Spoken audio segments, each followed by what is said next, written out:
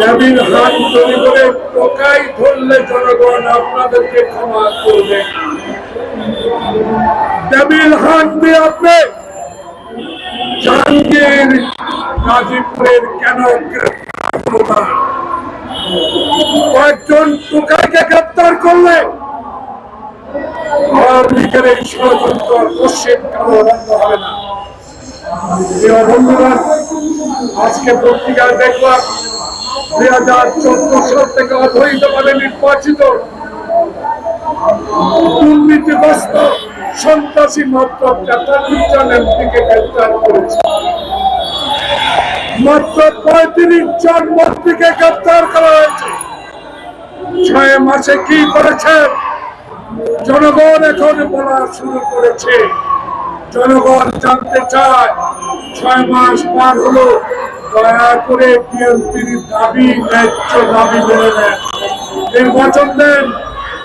যতই বিলম্বিত হবে শেখ হাসিনা ষড়যন্ত্র আবারও শুরু হবে, আবারও সচিবালয়ে তারা আগুন দিবে, আবারও অস্থিতিশীল করে তুলবে। তাই বিএনপির দাবি কেউ কেউ সমালোচনা করেন বিএনপি নির্বাচনের জন্য পাগল হয়ে গেছে।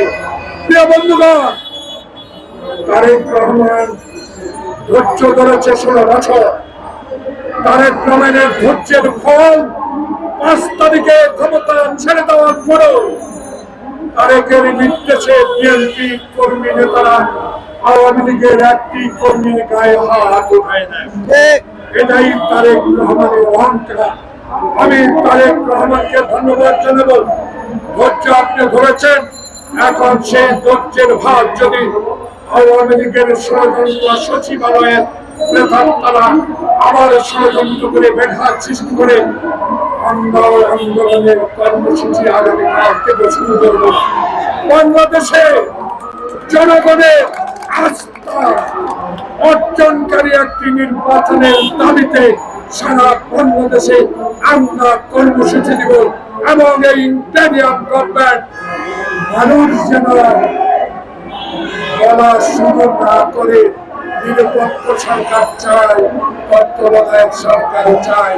সময় থাকতে রোড ম্যাপ দিয়েছেন, দরকারে টাইম লাইন দেন। নির্বাচনের যত প্রলম্বিত করবেন ষড়যন্ত্র তত দ্রুতগতিতে চলে উঠবে।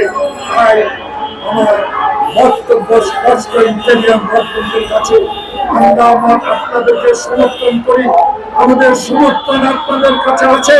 কিন্তু আইন শৃঙ্খলার রক্ষা করলে উদ্যোগটি যদি রুখতে না পারেন এই সমর্থন থাকলেও এই সমর্থন রাখা যাবে না।